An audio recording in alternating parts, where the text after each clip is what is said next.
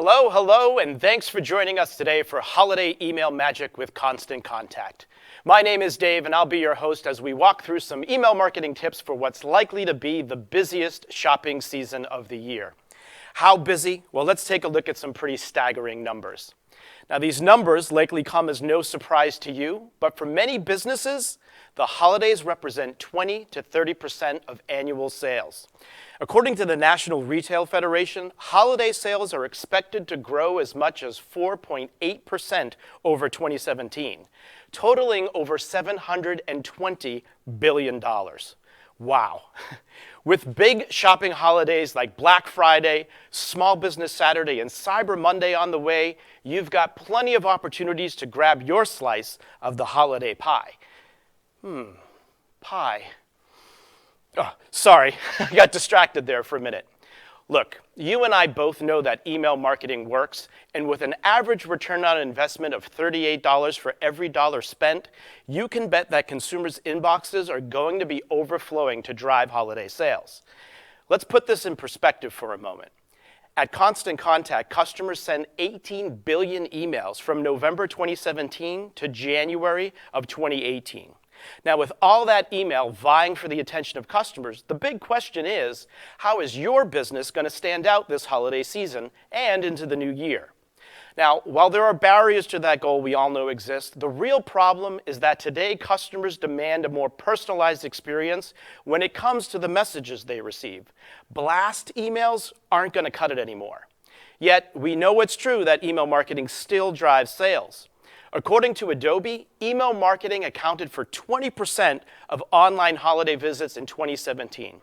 Now, what all this means is that to achieve your holiday email marketing goals, you have to put a plan in place to meet these customer demands without eating up too much of your valuable time. So, how are we going to do this? Well, that's what we're going to talk about today.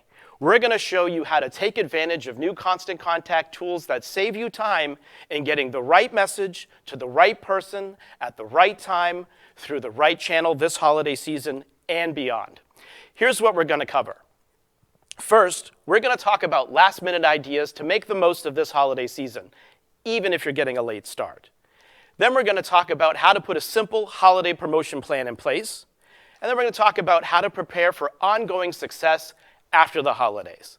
Now, I'm hoping that sounds like a valuable use of your time, as we're grateful for the opportunity to have your attention today. Again, my name is Dave Charest, and I'll be leading our discussion today. And joining me as we dig into each of these topics is Jenna Schaefer. Jenna is a national product trainer for Constant Contact, and she's here to share her knowledge with us and walk us through some Constant Contact product demos. Now, as you know, we're live today, and we're trying something a little different with the format, so be sure to let us know what you think as the show goes on. And if you have questions, send them in with the hashtag HolidayMagic. You can comment on YouTube, Twitter, or whatever social channel tickles your fancy. Our social team is keeping an eye out for your questions, and we'll get to them during the Q&A portion of this event. Now, if for some reason you need to leave, don't worry, we get it. You have a business to run. And this is why this event is being recorded and will live on our YouTube channel so you can watch at your convenience. Now, I hope you're excited. I know we are. And we'll return in just a moment with Jenna to talk about some last-minute ideas to make the most of this season.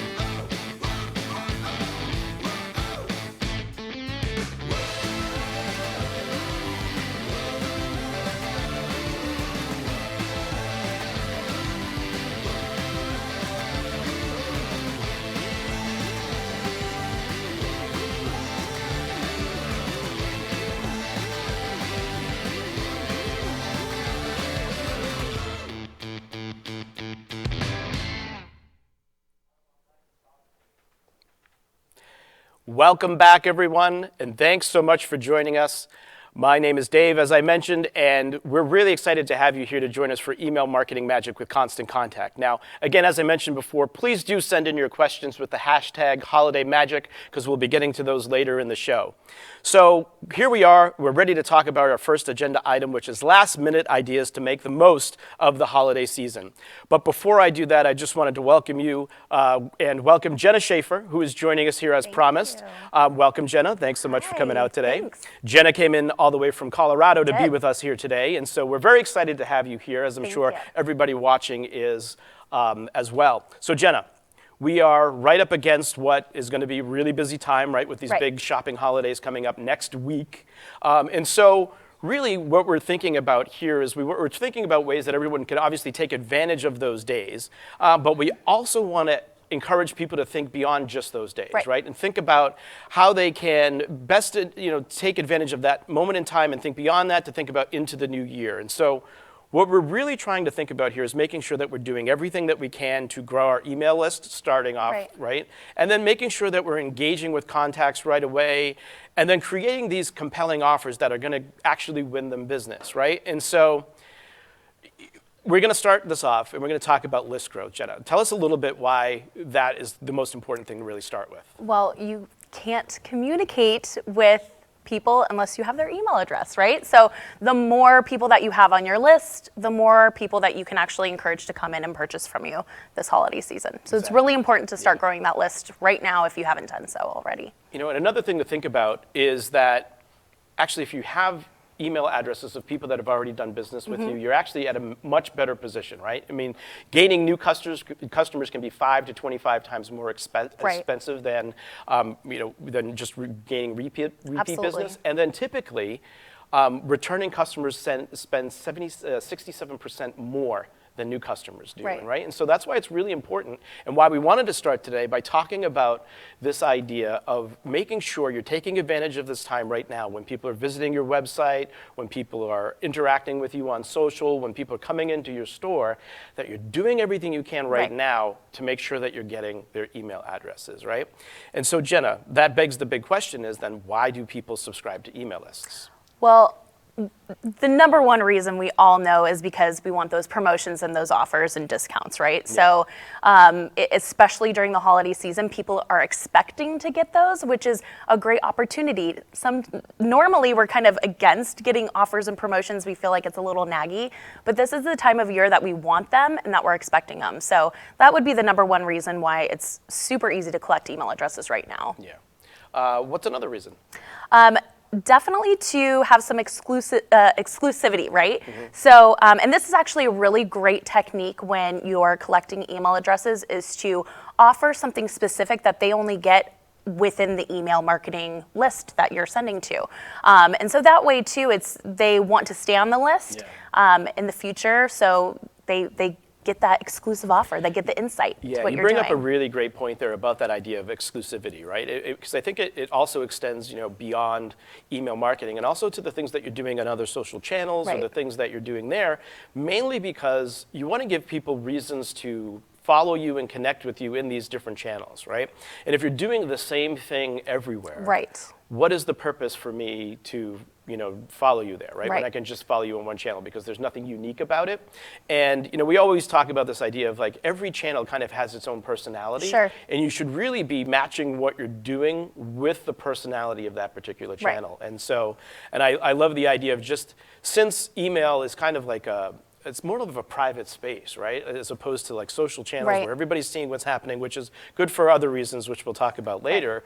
But this idea of, someone's basically, if you think about it as somebody's invited you into their home, how can you give them something of value and something that feels special and something that they're not getting someplace else, right? Yeah, absolutely. Adds to that idea of like, I want to join up for that, right? Definitely, and you always, they pair so nicely together because you can always think about your next step, right? You can always think about your next interaction. I can start with email, but then drive them elsewhere to have conversations, to interact with our business in a different way. So it works well in that sense as well. So the third reason that people actually subscribe for email lists is to show support, right? So typically what we do is we sign up for emails for organizations that we really love, know, and trust. And especially during the holiday season, organizations are doing a lot with the community, for charities, fundraisers, and it's a time to show that off and show how you're getting involved in the community. People like to be a part of that, right? Yeah. They like to be a part of something bigger than themselves. Yeah. So it's a great way to make them feel like they're supporting their community when they're supporting your business as well. You know, that you think when I say, like, you know, show support, you start to think of like a nonprofit right away, but it really, it goes for any type of business, including nonprofits. But, you know, I know when we're out shopping, like, I love to go in and shop at small businesses, right? Because there's just something about that experience that's, you know, unique to a small close business, relationship. right? Yeah. And so anytime I go into a shop and I have a really great experience there, like, yeah, I want to stay connected because I want to know what's happening. I want to know what's going on, especially if you're doing these things in the community or these different events that you can come to. So, you know, to show support is another one of those major reasons why people subscribe. So we know the reasons why. We know it's important to build that list and continue to do that. And I know we've been adding some tools that can help customers, you know, make sure that they're doing the best they can to grow their list. And so we're going to talk about two of those here today. The first of which is adding a dynamic form to your website. Do you want to tell us a little bit about that? Absolutely. So Constant Contact has always provided a way to collect email addresses, but we've become even more sleek with it and dynamic. We've given you a few options, but this one is my favorite for a couple of different reasons. One, it's a way that people can't ignore the fact that you have an email list, right? So they go to your website and it pops up and it's right then and there. It creates more opportunity for you to collect more email addresses. You see about 150% more email addresses being collected than any other type of form with a pop-up form. So it's a really great tool to capture those email addresses on the fly. Now, I know a lot of people out there might be thinking like, oh, it's a pop-up form, right? Like, do I really want to use a pop-up form? And, you know, I don't like those. They annoy me. And the real issue is most of the times that those pop-up forms that are annoying are because they're really just asking for something, right? And really what we recommend that you do is use those as a way to provide value in the experience that somebody is having with your website in this instance, right? And so you're looking at it as a way to offer them something in exchange for their email address that they're going to find valuable. And if you do that, and plus you're going to show us some ways you can adjust the frequency and the types of ways that it pops up or how often it pops up and that type of thing. And really it adds to the experience rather than take away from it. Right. And that's the way to think about it. Now, the other thing that we've added that customers can do is actually use and grow their lists with Facebook lead ads. Right. So you want to just tell us a little bit about that? Sure. So I'm sure all of you have seen Facebook ads pop up in your news feeds.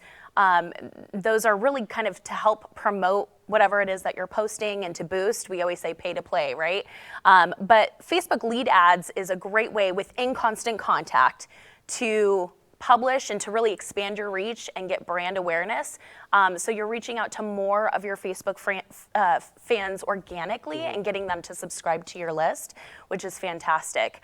So it's really kind of taking the people that already have said, hey, we really, really like you, but getting them to join your email list too. So again, it's kind of about staying connected and continuing that interaction from email to social. Yeah. Now, I know you're going to show this a little later on, but what the nice thing about this is that you can actually build these ads, set these up, and do all of that right from within your Constant Contact account, which is pretty cool.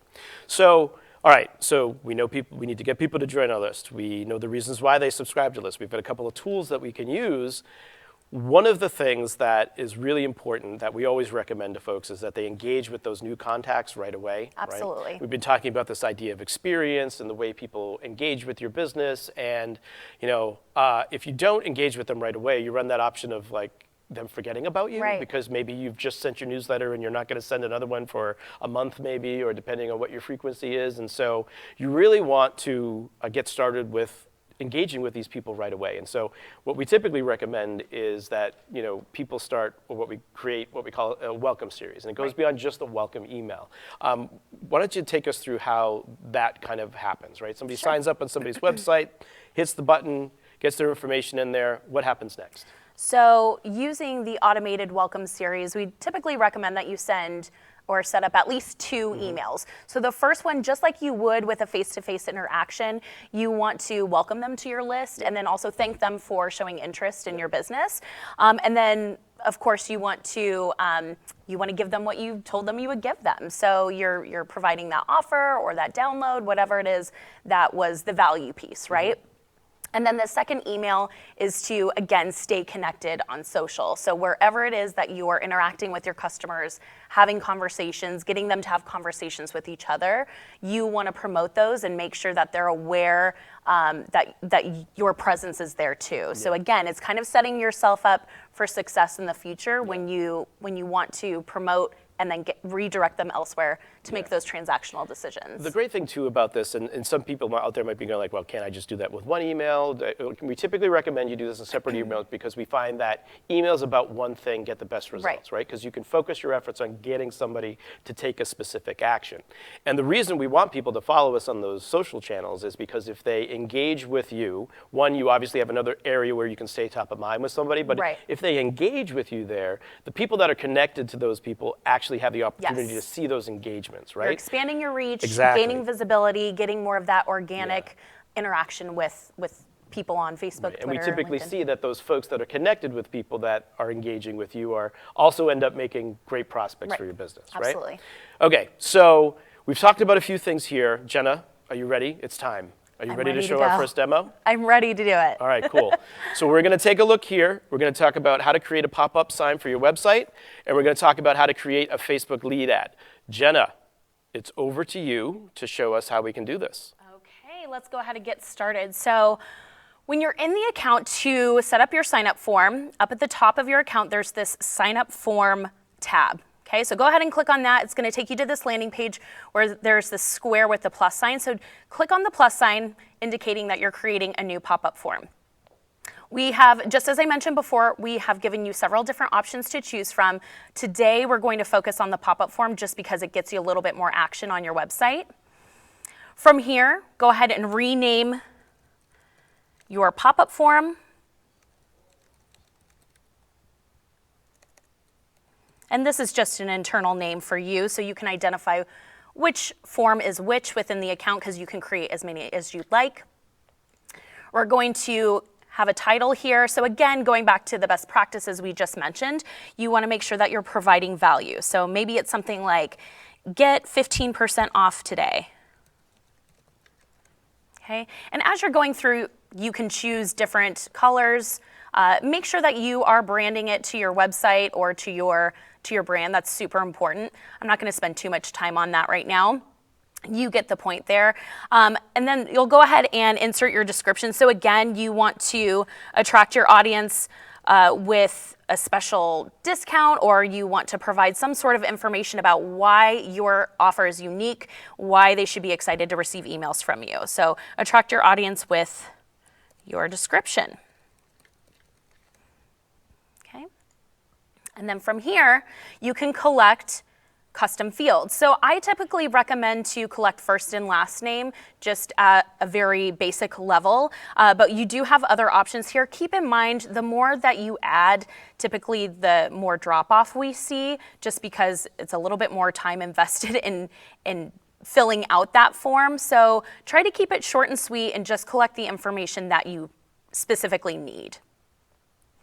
From here, select the lists or lists that you would like your audience to be a part of. So we're giving them an option to self-segment, which we'll actually talk a little bit more about later. But this is a great opportunity to just get ahead of the game and say, hey, what are you interested in? So I can send you that specific content later. Make your call to action super clear. And again, you can modify the colors if you need to. It's pretty easy just to walk right through that.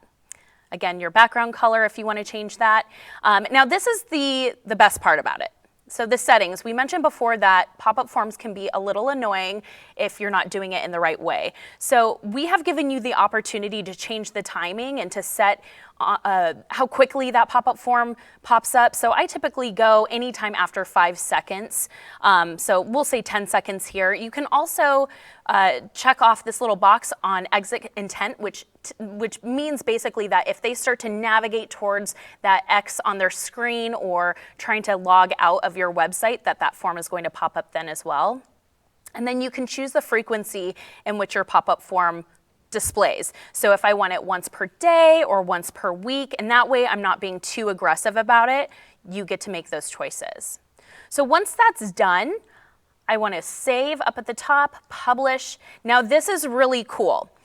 The universal code should be copied and pasted to your website to put that pop-up form there on the landing page. But what's great about it is that this is a one and done deal. So I only have to do that one time. And anytime I need to go and make a change with my pop-up form, I can just go ahead and make that change. I don't need to go and update that universal code every time, which is really, really nice for you. It makes it super easy to get started. So once you're done, got it, and you're ready to rock. Now, we also mentioned before Facebook lead ads. So a couple of different ways you can get there. You can do it on the same page here down at the bottom. The way I like to do it is from the integrations tab. So from the integrations tab up at the top there, you'll see this is the first option that you have. Go ahead and click on that. Now, the first time that you log in, it's going to ask you to log into your Facebook page. So I've already done that, but typically what that looks like is it will bring you, once you've logged in, it'll bring you directly to that page to customize. So from here, just title your lead form. This is, again, an internal name. So we're going to say Jack's Backyard Barbecue. And from here, I can select the custom fields I want to collect. So it already selects the first name for you. You can add in other custom fields if you'd like to. What I love about this is you can add custom questions. So if I want to know if somebody has ever been into my restaurant before or my retail store, I can ask those types of questions, or I can understand what it is that they're looking for. And I have to spell it right?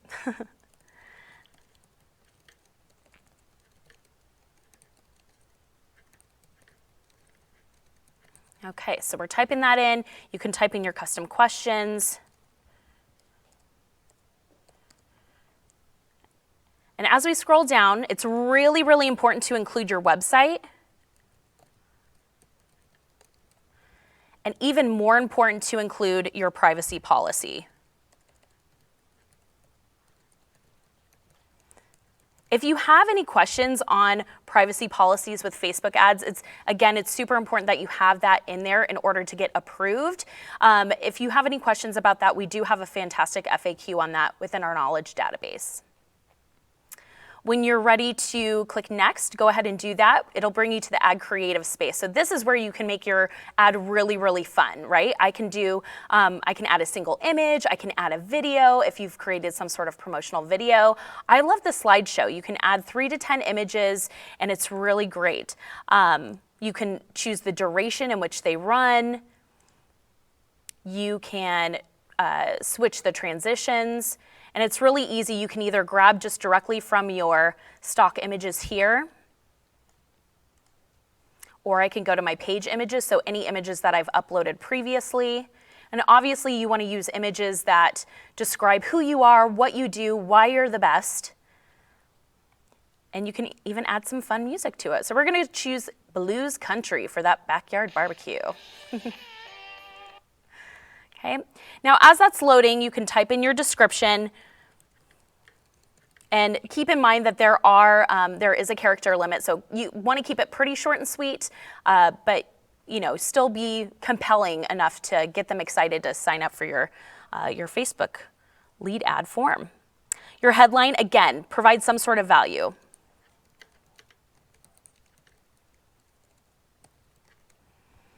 Your call to action, make sure that you choose the one that's most appropriate for your business. So I'm going to say subscribe today. And you'll see here, it's taken a second, but on the right-hand side, it does update in real time. Now this part is important. You want to choose the demographic that you're trying to target. So in this case, I'm gonna leave it to men and women, a wide age range. I do have to represent Denver, Colorado today, so just because I came out here from there. But you can change that location, that geolocation, to get people in your area. Choose some keywords. In this case, I might want to choose something like grilling or barbecue, right? When you sign up through Facebook, they ask you to select interests of yours or things that you enjoy doing. So it has that, I'm multitasking here, it has that information on file, so it'll look through Facebook for contacts who are interested in those types of topics and target those people. Now, when you're ready, go ahead and click Save and choose your budget.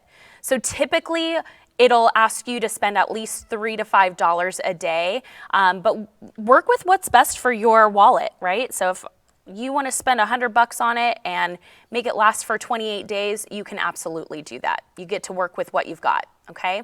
Now, before I go ahead and promote, just make sure that you check what it looks like both on the mobile device and your desktop feed.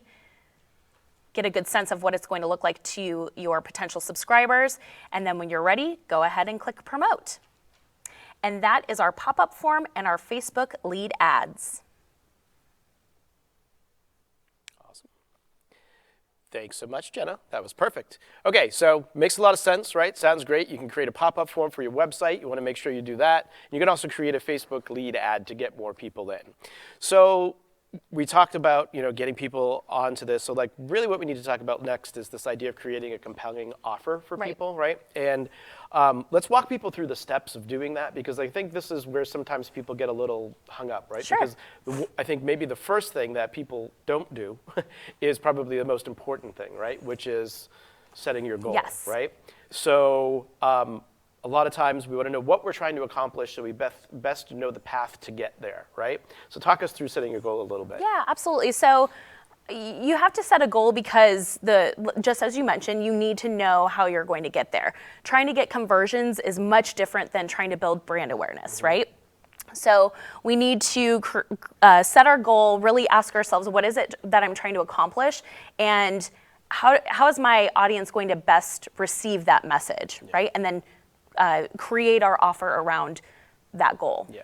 So the idea will be too is if you actually start to set a goal, so where do you start, right? And so it might be as simple as just looking at, what did you do last year, right? Just looking at your numbers. Maybe you're just trying to increase sales a certain percentage or something like that. But at least having that number and writing that down gives you something to work towards, and that's very important. And it also helps you with kind of the next steps here is really, getting to that point. And our fourth step is when we actually create that offer, it gives you, again, you're mapping it towards this idea. And so the second thing that you really need to do is understand your audience, right?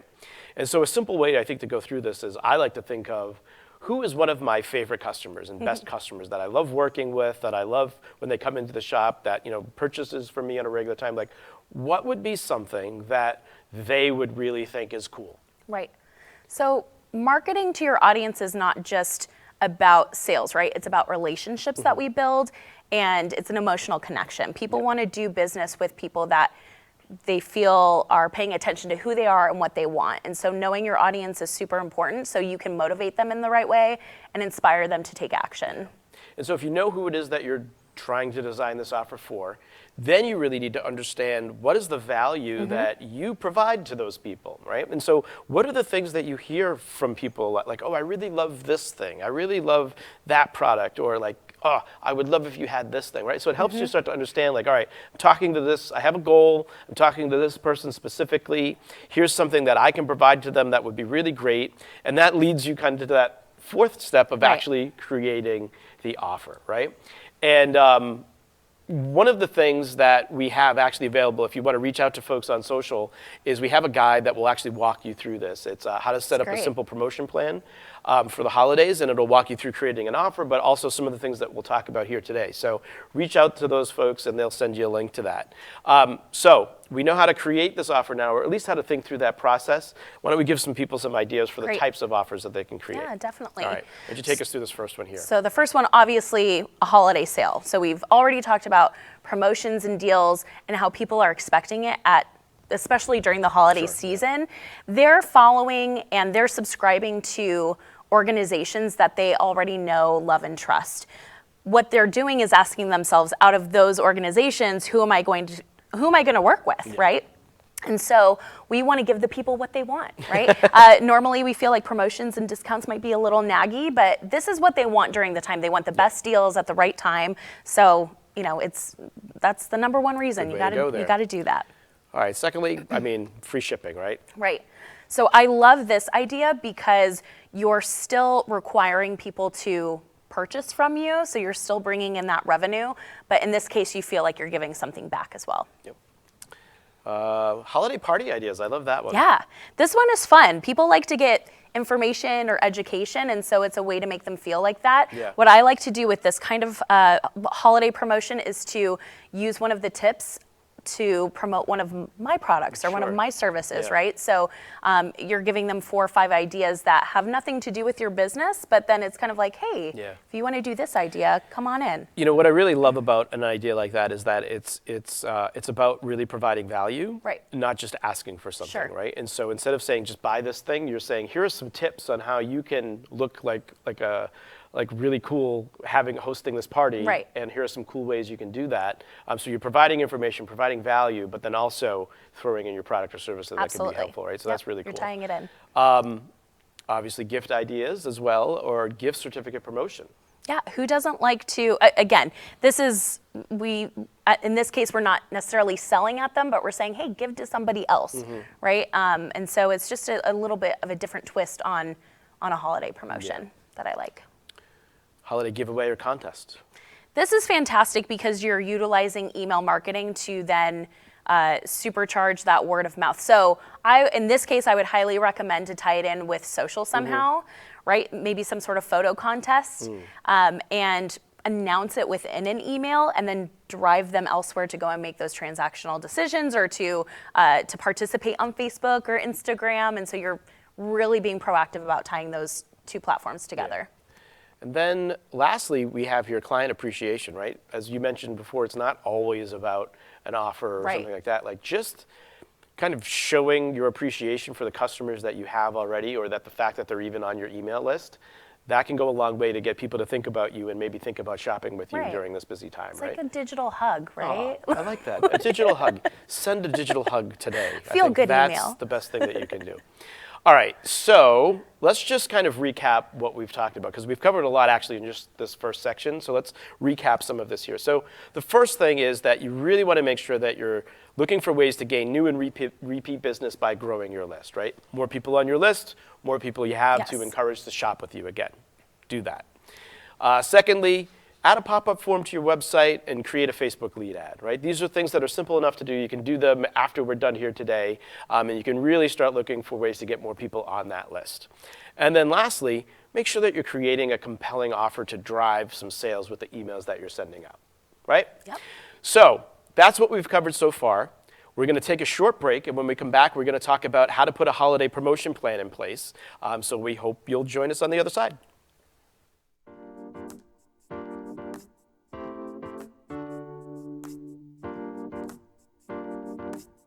We've been a customer of Constant Contact for 14 years, and I am obsessed with it. I started Element in 1998 to be a commercial production company. The video business has changed over the last 20 years, but at the core, Element is about storytelling. Email marketing has really been a powerful communication tool. Having the ability to really feature quality work in a cool and interesting way was really important to us. Our business has really grown and diversified, and that diversification required reaching out to a lot more people. Segmenting the audiences and marketing to those different audiences has been really valuable. The reporting features are really amazing on the platform because they allow us to see what content is actually working. We can see what directors people like and what editors people like and what projects that we're doing are really resonating with that audience. We're in such a visual industry, and it's so important to be able to show, not just tell your story. Using Constant Contact has been really powerful for growing our business. Welcome back, everyone. We're on to our second section here on how to put a holiday promotion plan in place. Once again, I'd like to remind everyone that if you do have questions, please feel free to send those in using the hashtag HolidayMagic. Now, Jenna, we've mentioned, I saw you hashtag that. We're about a week away from those big holidays that we've been talking Yes. about. And even though they're right around the corner, there's still actually time to take advantage of them, right? So let's take a look at these important dates again, right? We've got Black Friday on November 23rd, which every year that's the first Friday after Thanksgiving. We've got Small Business Saturday, which is the first Saturday after Thanksgiving. And then we have Cyber Monday, November 26th this year, the Monday after Thanksgiving. So typically, what we recommend that people do when they're sending out something that's in relation to something that has some type of time sensitivity to it, so a sale or an event Right. or something like that, we recommend that they send a series of 3 emails, right? An announcement, a reminder, and a last chance email. And we typically do that over the course of 3 weeks, right? So obviously, we're 2 weeks out, really, Yes. if you think about it today. So time crunch. what we're going to say is that, look, you could actually do this after our session today, and you can create and schedule two emails. We're just going to talk about 2 of them, right? So let's take a look at what that would look like. So we're talking about a time-based promotion, and we're going to use Cyber Monday as an example for this particular event. And so what we want to do is we want to send that announcement email as soon as possible, right? And then we want to send what we call a last chance email kind of the day of, if it's our Cyber Monday example here, right?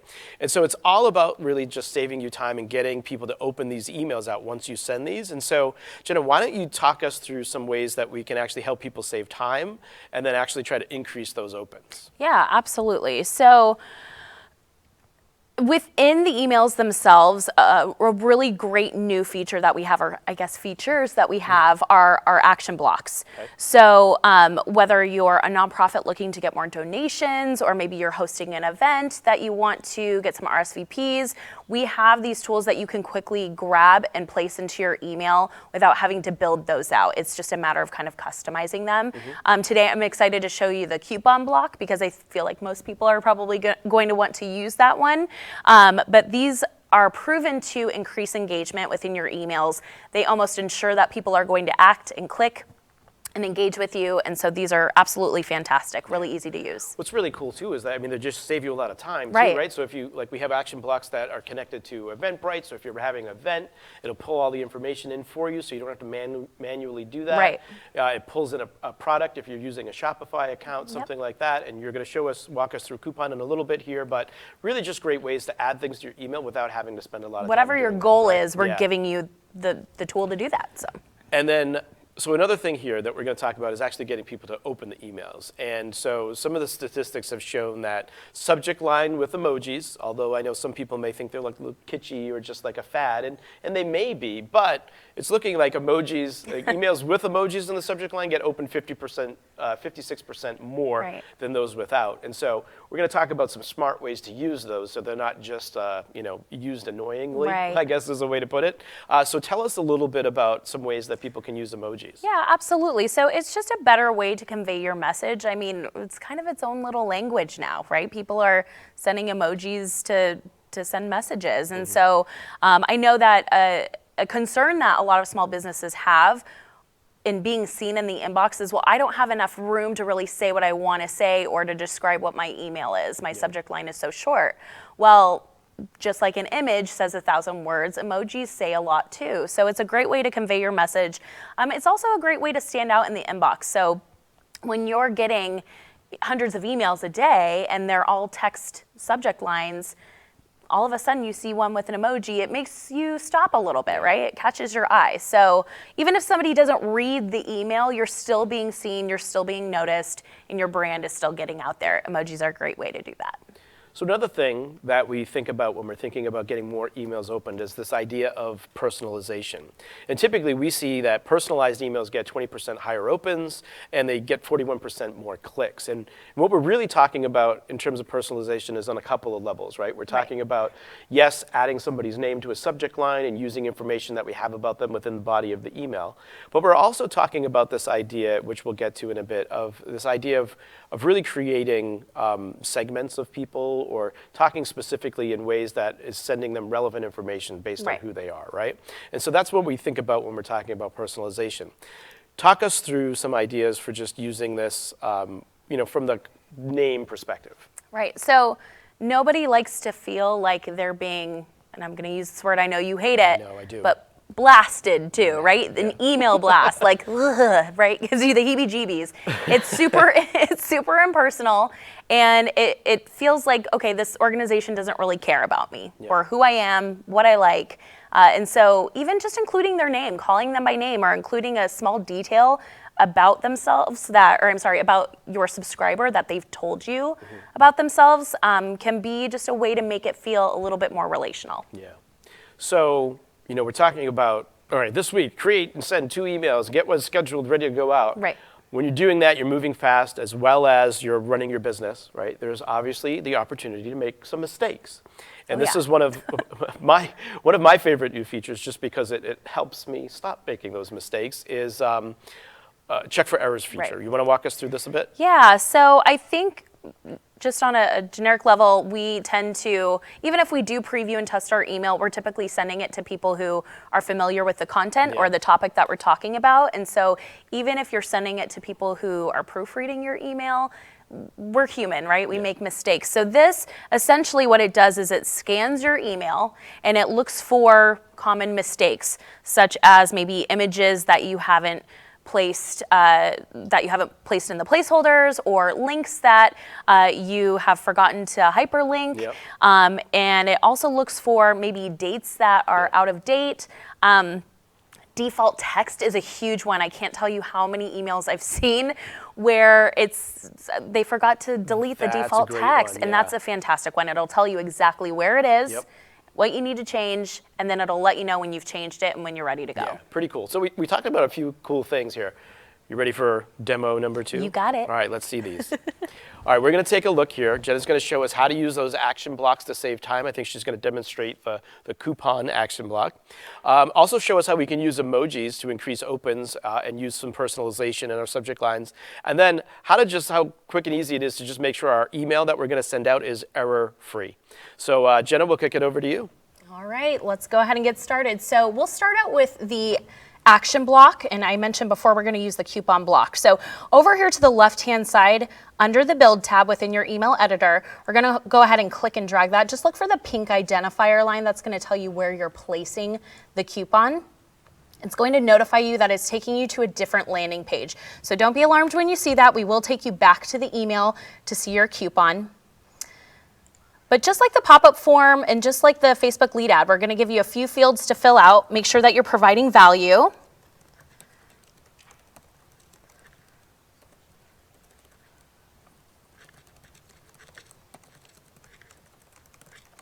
And then we're going to provide a description and just be unique with it. Tell them what they're going to get, why it's different, and why it's special.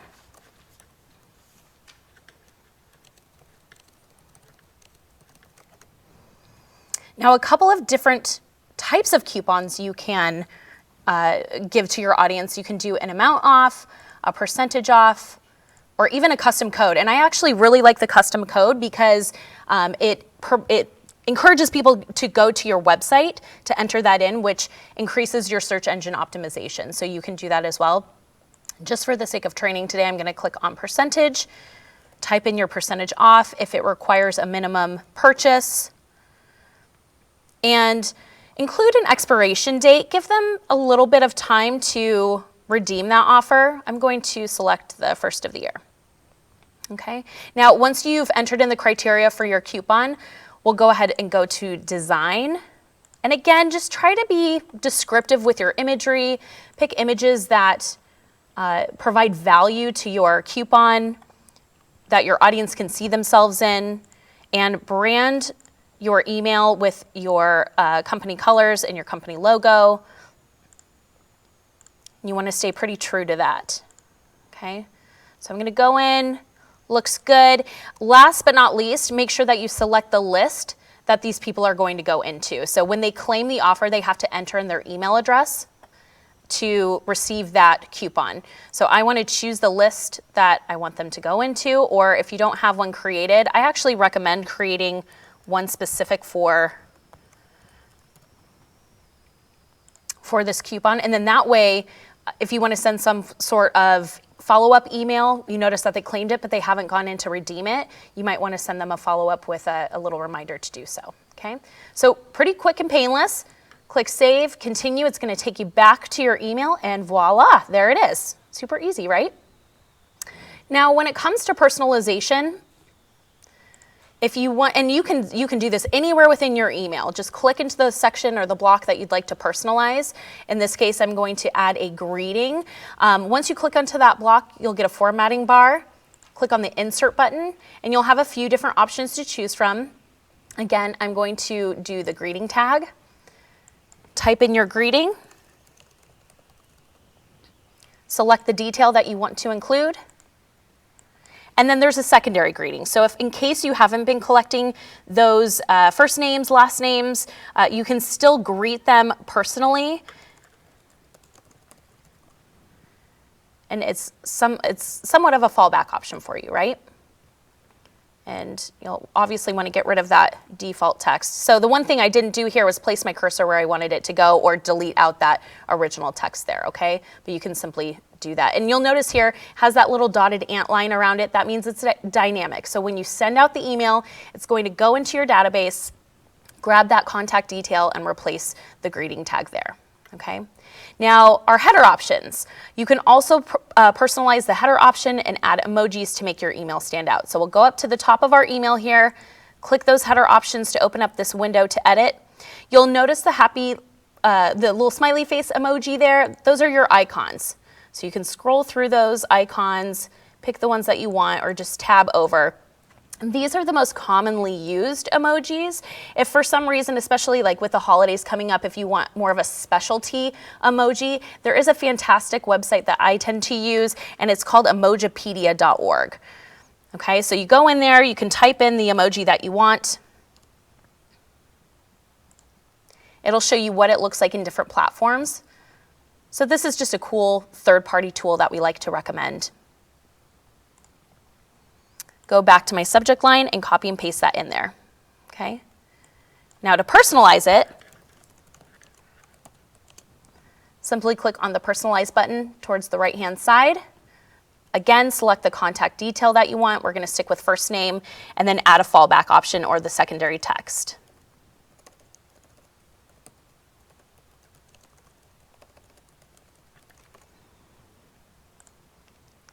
Okay.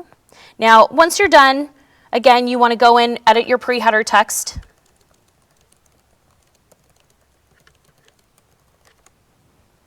Click Save, and now that's inserted into your header options. Okay. Now, make sure, again, that you're checking everything, proofreading. You do want to send yourself and up to 5 other people a preview and test, which is a great tool, but this check for errors tool, I absolutely love. You'll see here that it's telling me, hey, you have a Shop Now button, but you haven't actually linked it up. So I can go into my email here, link up Shop Now.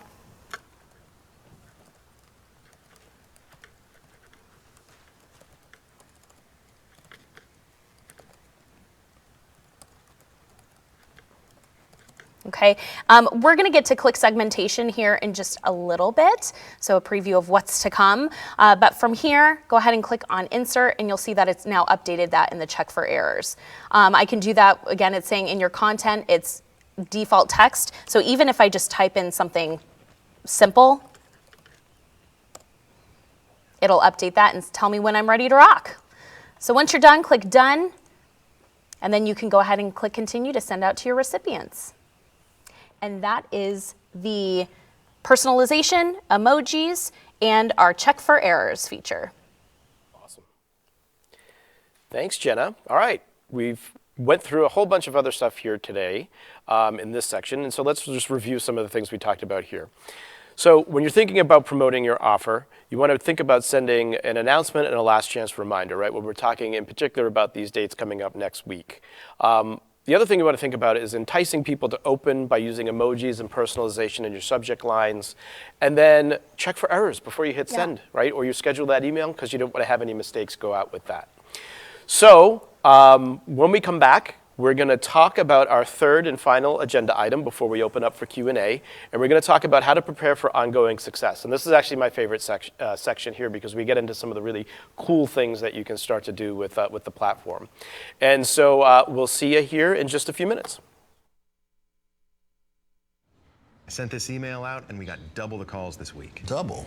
That's a lot of work. Yeah. The guys are gonna have to work the weekend. I have a chess tournament this weekend, Mike. You knew that. Constant Contact email marketing. You knew that. Powerful stuff. Welcome back, everyone. Those commercials get me. I love them. So there's still plenty of time to send in your questions, so please do that with the hashtag #HolidayMagic because we're going to be getting to those after this section. So now we've got a full list of email contacts based off the holiday season, and you're going to want to make sure you're doing your best to, after the holiday season, do what you can to get repeat business, right? And so there are basically three things that we kind of walk through that we think that you need to remember to kind of get the best results from that. And so what we want to talk about here is, first, you want to send more relevant emails, right? We've been kind of alluding to this and talking about this the whole time, is that people want to get things that are relevant to them, and it's really important to do that. Secondly, you can actually give your email a second chance, and this is kind of a cool feature that Jenna will obviously demo for us, and we'll explain a little bit more what that means. And then lastly, use automated emails, right? You're busy. You've got lots of hats to wear. There's lots of things to do. Spend a little bit of time, set up something once, and then let it work for you consistently over and over again. And you can do that with automated emails, right? So let's take a deeper dive into each of these. So send more relevant emails. What are we talking about here? So when you're sending to what we call the spray and pray, so you're sending to everybody praying that it's relevant to somebody, what you start to do is condition your readers to know or to think, well, it's not really relevant to what I like. It's just kind of generic information I can get away without reading it this time. But then they do that every time and then they never read your emails. Right. So being more relevant is important because that's when you start to condition your readers to think and know, every time I get an email from this business, it has to do with what I've requested, when I need it, when it's most convenient to me. So that's when you start to really see boosts in open rates and click-through rates. Yeah. And so a lot of times we talk about, I mean, you look on the screen there, we're talking about, we've got groups of customers, right? We've got potential customers, we've got existing customers. Right. We have people that just have different interests in terms of like the things they may be interested in about your particular business, right? And so we talk about this idea of creating those groups or doing those things. But we've also created some tools to help you do that more easily, right? Yep. So you want to talk us through a couple of ways that people can do that? Yeah, absolutely. So the first one is segments. And I love this tool. And you can do this either before you send an email or while you're sending the email. But it allows you to go in and filter through your contacts based off of their behavior, whether they opened or clicked on an email, or even if they didn't. It allows you to filter through the different interest categories that they've signed up for, so the different lists that you have, or even other custom fields that you may have collected. So it's just a great way on the fly to say, hey, this would be the best audience, this would be the best audience to send to. Great. Another thing that we can have people do, we can actually, so I really love this one a lot, is you can allow contacts to self-segment, right? Right. So basically what people do is, let's say you're going to add a link to your email, you just click a button and it turns on this click segmentation feature, and then you can add them to a new list or you can add them to an existing list. And we'll walk through an example here, right? So let's say you send out an email about, the example we like to use here is Southside Cycling, and they have a cycle club, right? So they send an email, let's say, to their entire list to just gauge some interest on this particular thing. When somebody clicks the link, they're going to go to a landing page that provides them some more information. But then on the backside, they're going to actually get added to a list that, in this case, it's our Cycle Club prospects list, right? And so that means then that what you can do is you can either use click segmentation with an automation, which we'll talk a little bit, right? Or you can just know that these are people interested in that club. And so when you have new information to share, you can send it to these people that are prospects for that particular thing. So here's the thing that's pretty cool about this as well, is when you send that first email to kind of gauge interest from people and get them to self-segment, not everybody's going to open that email. And so that's where we can use that resend to non-openers feature, right? You want to walk us through that and how we can give our email a second chance here? Absolutely. So there are always going to be some people who just kind of miss out on seeing your email. Maybe it was sent at a time that wasn't convenient for them, or maybe the subject line wasn't compelling enough for them. But it's not too late to still engage with those people and make sure that they see your offer, your promotion, whatever it is that you're sending out to them. So this feature allows you to select a time frame in which you resend the exact same email. Now, I will say, make sure that you do change your subject line. You don't want them to know that you're sending the exact same email, but since they didn't open it, they don't know otherwise, right? So just change that subject line. It gives you an opportunity to reach back out to those stragglers, as I call them. Yeah. So, and you can find that, and you're going to walk us through doing that, but it literally is really simple to turn on and do. So. Yes. Let's take a look at here how you can kind of use these automated emails now when we talk about this, right? And so we're going to walk you through here what we call an action series. And the reason we call it that is because it's a series of 3 emails that you can send. And the goal is to drive a specific action that you want somebody to take with the series of emails. And so if we think back to our example where we said we sent out. When we sent out the general interest email to see if people are interested in something, allowing them to say, yes, I'd like to get more information about that, what you can do is you can follow up with these emails. And basically, and these are emails that you can actually use for your product or service and just modify them based on what we're saying that you try to do here. So the first email you send out after somebody kind of connects with that, or clicks that button, and is added to that list, you set up that automation, give them reasons why. So in this instance, we're talking about the cycling club, right? Give me 3 reasons why I should join the cycling club.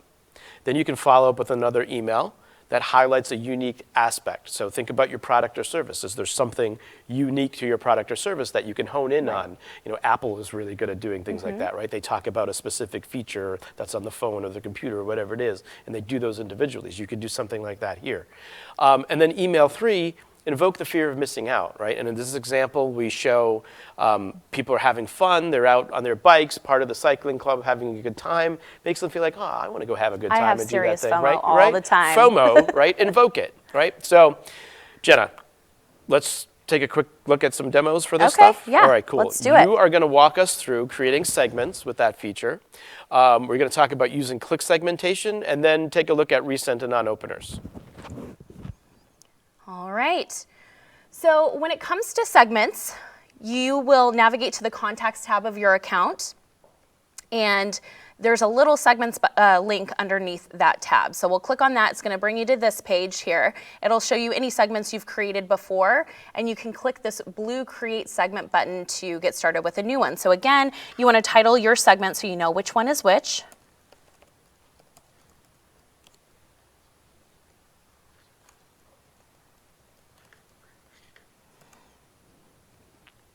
And then from here, you can select the categories or the criteria for your segment. So again, whether they opened or clicked on a link within your email or didn't do those things, I'm gonna go ahead and click on clicked. So anybody who clicked on any of the links in any of my past 5 emails will now be searched for. I can include people from a specific list. And you can add multiple lists if you'd like to. The contact details, maybe I want to target people who have been added to my list pretty recently, so somewhat of my new subscribers or customers. I can go ahead and do that. Now keep in mind, as you add more criteria, the more narrow your search is going to be. So the list will most likely be a little bit smaller. So you'll see all of your search criteria up here. Just double check that that's what you want.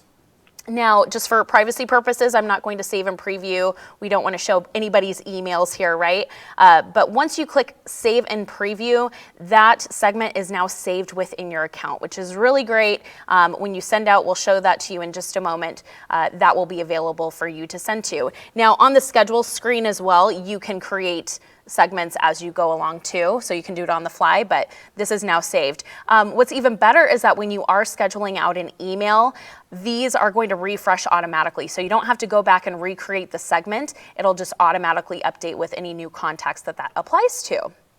Okay.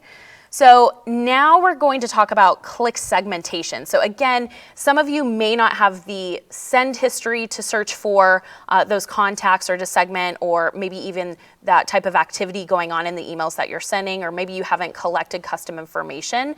So for those of you who are somewhat new to sending or haven't been collecting that information, there's still an opportunity for you to allow your subscribers to self-segment. So from here, I'm going to find, and this works for any text link, any button, any image that you have, basically anything that's clickable. Go ahead and select that item. In this case, we have our Shop Now button. I'm going to go ahead and edit that.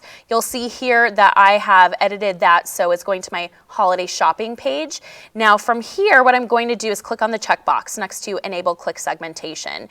I can select an existing list that I have, or if I said, you know what, I really want to be able to follow up with people who I know have clicked on the Shop Now button, I can go ahead and create a new list.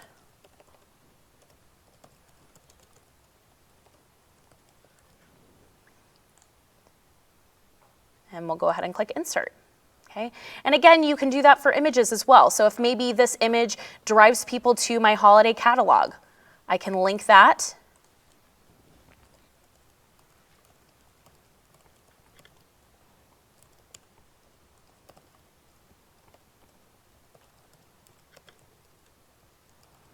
And then from here, I might want to say, okay, people who are going to my holiday catalog, I might want to give them some holiday shopping hints and tips.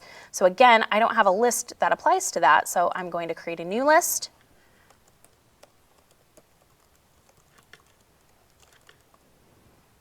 And so anytime somebody clicks on this specific link, they'll be automatically merged into that list. Even better, as we mentioned before, and we're going to go into it a little bit more in depth, is the auto series. So that's when you would want to go and set something up, so when they are merged into that list, they just start receiving that type of information. Super powerful stuff. Insert and done. Now, again, as I mentioned on the schedule screen, and of course I'm logged out, right? When you're ready to send out that email, you'll be given a list of, any list that you have contacts in will be available to choose from. But this is where you can find those segments that you've created before. So I can go in, I can choose my holiday shoppers if I want to send to them. So I'm really doing my part to send as targeted emails as possible. Now, again, if we want to kind of collect those stragglers and make sure that people are able to see those emails if they missed out on it the first time, we can use the Resend to Non-Openers tool. That's on the right-hand side here. Just click that checkbox.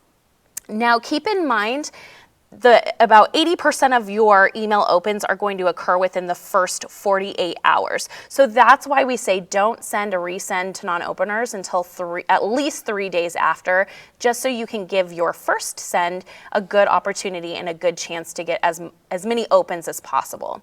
But in this case, I'm going to change it to 3 days. Again, change your subject line, and I'm going to add in a different emoji this time. So I'm going to use my nifty difty emojipedia.org. It's one of my favorite sites for emojis.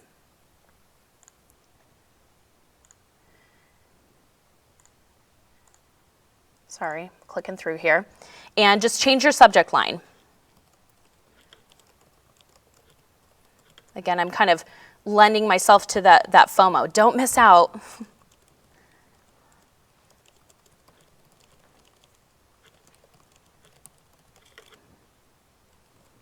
Okay. When you're ready, confirm. It's going to give you a date that resend to non-openers will send out. And I would take a look at your reports before and after that resend just to see that boost in those, the boost in open rates and click-through rates. So great tool. So with that is our segments, our click segmentation, and resend to non-openers. Awesome, Jenna. Thank you so much. So again, we've covered a lot of stuff there. Let's just do a quick recap here. Use segments to make sure that you're sending more relevant messages to your contact list.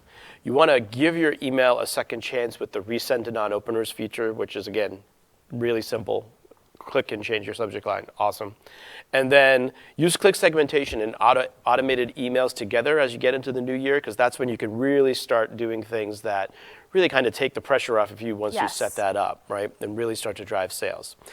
So we've talked about a lot today, and thank you again for spending your time with us. Let's just see if I can recap a lot of what we've talked about here today. Big thing to remember is do everything you can. Put some emphasis on growing your list now. You want to talk to your staff Make sure that you make it a priority, have some fun with it. Make sure you're growing your list, because the more people you have on it, the more people you have to influence to shop with you again, and that's really important. Secondly, we've got some time to take advantage of these holidays that we've been talking about that are coming up next week. Send 2 emails to promote your offer. Just do it. Right? After today, you can go set it up. You can set up one to schedule today if you want, or later in the week, and you can schedule the other one to be your last chance email for whatever day. Maybe Small Business Saturday is a good day to think about promoting, right? And if you need help, call our support team. We Absolutely, have a great support team. point there. And then send more timely and relevant information in the future. Use click segmentation, use the automated emails, use all of those tools at your disposal to really get more relevant information to people so they look forward to receiving your emails rather than being like, ugh, another email. Right? So with that, if I could leave you with one thing, as I've been saying a few times throughout, you've got plenty of time. If you're a Constant Contact customer, you're already using email marketing, get in there after we're done here today.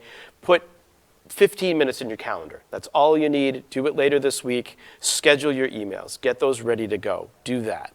And if you're not using email marketing, what's up? Right? Look, email marketing works time and time again. You've got plenty of time to get started. And I can guarantee you, if you started a paid account right now, like, it's going to pay for itself. Just what's going to happen in the end of the year here. So do get started. Use the information. You'll be able to go back and watch this video. We've got lots of other resources for you to help you get this stuff done. So get going. Let's do this. When we come back, we're going to be taking your questions live. So we'll see you on the other side. I knew this would work. I could feel it in my heart chakra. Your aura is so glowy. I honor that. It's our Constant Contact email list. One for herbalists, one for crystal collectors. I sent one out to our aromatherapy list. The universe willed them to click. Send targeted emails that drive great results for your business. The universe is so universal. Oh my gosh. It really is. Constant Contact email marketing. Powerful stuff. Okay, I'm laughing again because I love that. I love that landscaper guy. He really is, yeah. So those are fun commercials. We've got a ton of great questions here. Again, we've got some time here. We've got about 20 minutes or so to take your questions, so please do send those in. We've got folks sending them over to us. So let's see here. We've got our first question. Let's see. Well, all right, somebody asked a question about the pop-up forms. Are those blocked by pop-up blockers? They are fortunately not Yay. popped up by pop-up blockers. Yeah, so because it's embedded in your website, pop-up blockers typically are looking more for like advertisements and things like that. But this is embedded in your website, so you're good to go. Awesome. Let's see. So when should emails in that action series that we were talking about, when should they be set to send? So it almost immediately, right? Yeah. So just like you would, I always think about it as an in-person interaction, right? If somebody does something for you, you're not going to wait a week to thank them, right? That's true. You're just standing there. Yeah, that's true. I think, you bring up, so we're obviously talking about a series of emails, right? And so that first one, when somebody takes an action, says they want to get more information, send that one right away. The other ones that you have coming up, you can space those out a couple of days in between. It really depends on the nature of your business or what it is that you're offering or what that series is going to look like. And so think about that, and you can experiment with different things, but primarily that first one should probably go out as soon as somebody clicks that link. Right? Absolutely. All right, so let's see, what else? All right, here's a good question that always comes up. And I think this, well, because it's one of those questions that nobody likes the answer. But what's the best frequency for emails through the end of the year? So this one is, now I know why you made that face. I hate your answer. I just got busted on that too. I hate your answer. I hate it. There's no real rule to this, right? It's not one size fits all. It really depends on, one, are you segmenting your lists? Right? If I'm segmenting my lists and I'm sending to more targeted, relevant groups of people, they are more tolerant of receiving more communications from me. Whereas if I'm sending one email to everybody, that's when it gets a little like, not so frequently. Yeah. But that being said, during the holidays, we're talking about the holidays right now, people are expecting to receive a little bit more emails. Just again, make sure that your content is valuable, that it's giving something to your audience. Otherwise, that's when it starts to feel a little naggy and spammy. I think this is also a good opportunity to say any of the best practices that we give you here today are recommendations on where to start when you don't know, right? Really what you should be looking to do is figure out what are the best practices for your particular business and the audience that you're speaking into. And so, we recommend the email series of 3 emails. That's the announcement, the reminder, and the last chance. That gives people a good flow of information to try. But if you start there, you try that out and see what works for you. Maybe you need to send more. Right. Maybe you need to send less. It's about starting someplace and seeing what works best for you. Right. Be adaptable. Exactly. So here's an interesting one about templates, right? Do you suggest using a new holiday template instead of specializing your existing one? So my personal feeling on this, I love our holiday templates. I think our developers do a fantastic job of creating a guide for you that is professional but clean and simple. What I want to warn people, though, about is making sure that you're not going too far off brand, right? So you're sending out a, say, Christmas template. Everybody's sending a green and red template, right? What makes you stand out in that situation? Nothing. If you're doing the same thing. So you still want to make sure that your brand is there and prominent, your logo, your colors are exact. I always ask this question. I'm going to put you on the spot. When I say the colors red and white, what companies do you think of? Coca-Cola, Target. Yes. I stopped at 2. Yeah, it's okay. It's the same ones no matter who I ask. It's Target, Coca-Cola, Red Cross, Macy's, Staples, right? You get kind of all those regular ones. And that's not by coincidence. It's because they use their brand really, really well that when you see it, you associate them with that. So you want your subscribers to do the same thing with your emails. Yeah, you basically don't want people to open your email and go like, who's this from? Exactly. Right? You want them to still understand that it's from you and recognize your business when you do that. All right, this is great. I'm glad to see. It seems like we've got a lot of questions coming in about integrations. And so, do we integrate with things? Yes, we do. I said that really loud. I'm sorry. Because I just got super excited about it. We have recently, Facebook lead ads, just like we talked about today. You probably saw Shopify in there, Eventbrite. We're always trying to add not just more solutions, but the right solutions and integrations. So make sure to go to that integrations tab in your account. That's really where you're going to see those updates. Also, within the account in the upper right-hand corner, there's a little bell.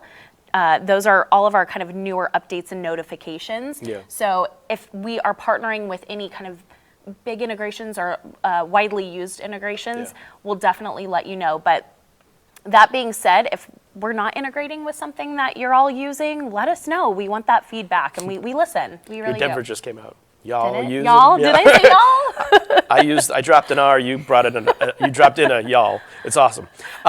So here's an interesting question. When people this is about personalization. So when they're previewing their email after adding in the name field, it doesn't show up. Why is that? You're saying in the preview when they add in the personalization just within test? Yep. So what it's doing is it's pulling in whatever account name or whatever name you put on file when you created the account. It's going to bring in that name. So like you might have noticed when I was demoing it, I put in the first name, it said Constant Contact Product, right? So it's just using that as an example. But again, if you are doing it properly and correctly, it should reach into the database and replace it with the real correct name. Again, make sure you have that fallback option, because if it's not showing up, it's probably because you don't have their first name and you didn't put a fallback option. Here's an interesting question. Are there any holiday animated templates in the account? Oh, that's a good question. I know the answer. Do you? Yes, there are. Yes, we have templates that actually make little animations in there. So I think there's one that has there's like a fireplace glowing inside the house and little smokestack things. Great. Yeah, so check those out. Actually, what you could do is inside your Constant Contact account, if you go in and type in holiday, all those holiday templates will come up.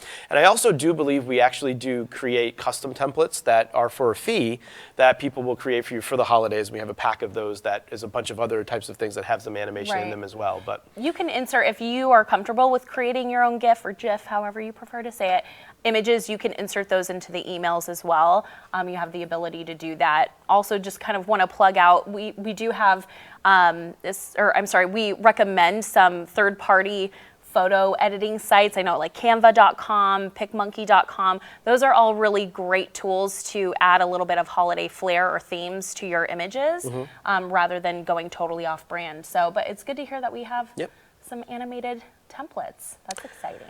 So here's a cool question from Scott. What is your suggestion for the best placement of a call to action?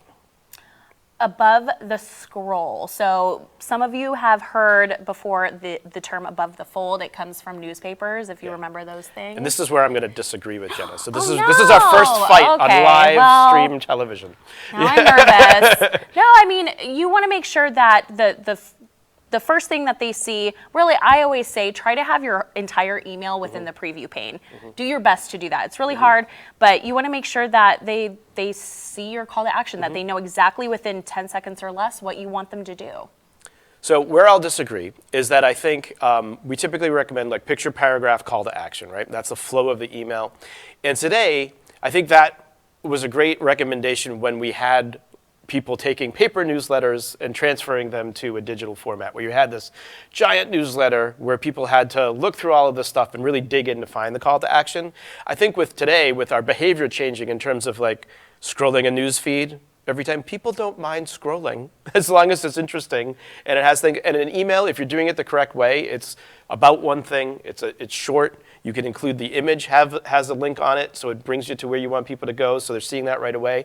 I think it's okay to have something that's picture, paragraph, and you're telling a story, like, what are you offering? Why should you care about that? And what do you want me to do next? I think it's okay to have that be there. You just want to make sure you have a call to action. Right. I think that's a big thing. I've received a numerous number of emails.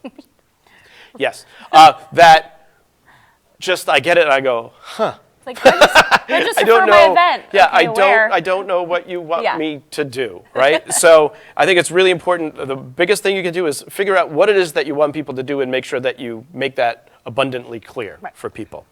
All right, let's see. What else do we have here? Oh, this is a cool question. So it's interesting about the universal code that you had mentioned for the pop-up forms. And the question was, do you have to paste that code on each tab of your website? I believe, and correct me if I'm wrong, but I believe that you just have to put it on the page that you want the pop-up to appear, correct? It's at the footer of the... Yes, I think it's actually in like the header tag or something like that. We have the KB team, our knowledge base team. If you just search pop-up form, universal code, and constant contact, you'll get to a resource that will walk you through that. But it's really simple. I think you just have to put it in one place, and then it will work on multiple areas of your site. And then, like Jenna mentioned earlier, you just do that the one time, and then you're good to go. You can make any changes you want to that form, and those automatically are reflected on the form. So let's see. How can I include the first name in a subject line and then a comma? So when it comes to punctuation, it should give you a little field next to the subject line. Oh, I'm sorry. I was thinking of within the body of the email. So, I think it's just a matter of typing in the comma, right? I think so. Yeah. Okay. Try that out and let us know. No, I think it is. I think what's interesting, I think maybe this is where the confusion is coming is, and if you have the fallback text, like it may show up twice if you have potentially. Right, and I actually kind of started to do that. I started to type in the punctuation, and I erased it because I realized, you don't want to duplicate that punctuation. Maybe we can do some research on the social side of things, and someone will tweet out a link about that and see if there's something that we can find there. Putting the team to work. Excellent. Hashtag holiday magic. Okay, so let's see. We're doing good on time. I want to see, let's see. So this isn't as much as a question as much as a statement. The statement was to talk about Amazon versus our small business customers, and they're feeling the heat. So I think what I want to say there is that I think as a small business, you have the huge advantage to have and build personal relationships with your customers, which is why, as Jen and I, we support you so much as a company. We believe in small businesses, but I also think there's plenty of opportunity for businesses like Amazon who are giving you a marketplace beyond what you may be able to do on your own. And so if you sell online, like, it's not about this or that, it's about another avenue for your business to be able to get more customers. Great thought. So I think that's what I'll say on I like that. Let's see. How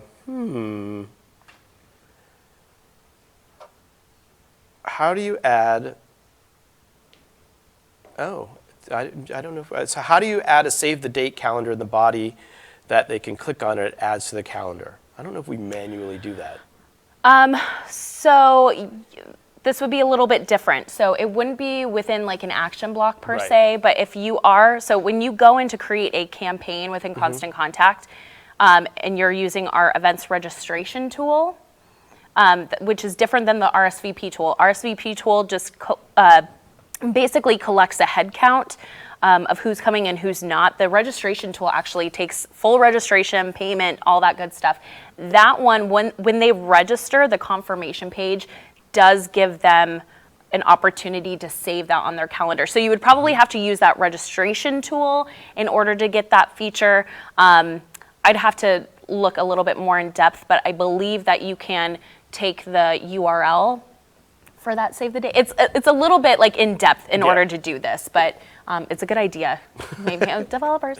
Well, but I think also too, if like you use like Apple devices, like we'll pick up dates and you can automatically add those types of things to your calendar as well. Too, right? like, so a lot of mobile devices let you do that out of the box. Yeah, just like a text message, if you type in a date or you say today or tomorrow, it allows you to click and create those events. You know, if you have a correct date in your email, it might be able to do that. I want to make one last call for questions. We've got a few minutes left here, so if you do have any more questions about anything we've talked about here today, or anything that we've talked about in the Q&A already, please do send those in. We do have folks ready for those. So let's see, where can I find recommendations on how to segment a large list that already exists? Well, we have lots of teams working behind the scenes. You can search on the Constant Contact blog. We have lots of information on walking you through the different ideas and different ways that you can think about segmenting your list and breaking those up into different groups. We have a wonderful knowledge-based team that is also great tutorials. Talking about things, how you can do things specifically within the Constant Contact product. And for those of you who don't know, we also have a great community where you can actually go in and talk to other customers and talk to our staff and ask questions about those things there. So do feel free to, and should I not mention, call up support. Yeah. If you're a Constant Contact customer, you can pick up the phone and talk to a person. Yes, award-winning. Who will walk you through this stuff. So please do that. Let's see. Let me find another one here. Maybe you know this. Can you upload a group or segment versus grouping them person by person? Yeah, I mean, I would recommend doing that. I mean, segmenting your list, it can be done in a million different ways. I mean, depending on the application you're using or the CRM tool that you have. Some allow you to filter ahead of time and then export that. Again, I mean, within Constant Contact, go to that segments page. Go to contacts, segments, and it'll filter for you. So you're grabbing that group of people rather than going in individually and selecting those. We don't want you to do those manual one-by-one efforts. That's very time-consuming. So, you know, it's kind of a around the bush answer, but yeah, I mean, just call in for support. They can learn a little bit more about what you're using and what you're trying to do, and then give you the best route to do that. Yeah. All right. Well, here's an interesting question. When you change your subject line with the resent and unopeners email, does it still track the stats under the same campaign name? Yes. Yes. Yes, it does. Yes. Cool. It does. All right, so we're just about hitting the end here. We want to be respectful of your time. One thing I did want to shout out, it sounds like we're getting a lot of comments about our ugly sweaters, Jenna. Yeah. Hey, you like those? I've been told, a little elf has told me that we do have some of these left lying around the office. And so if you're nice enough and if you've been, if you've been nice and not naughty this Christmas season, tweet out to our team at Constant Contact on Twitter. And if we have some laying around, we may just be able to get one out to you. So that would be pretty cool. Yeah. There's only a few of those, so I can't make promises that everybody's going to get them. So, but please do that. So I think I'm going to wrap this up now here for us, Jenna. I want to thank everybody on the production crew that helped us make this happen today. Everybody back at Constant Contact, everybody here on our social team behind the scenes. As you might imagine, there's a lot that goes into pulling something like this off. But most of all, I'd like to thank all of you for joining us here today. I hope that you found at least one little nugget here today that was beneficial to you and helpful to you. And we wish you a healthy and safe and happy holiday season, and we hope you carry that success into the new year. We'll talk to you soon. Bye, guys.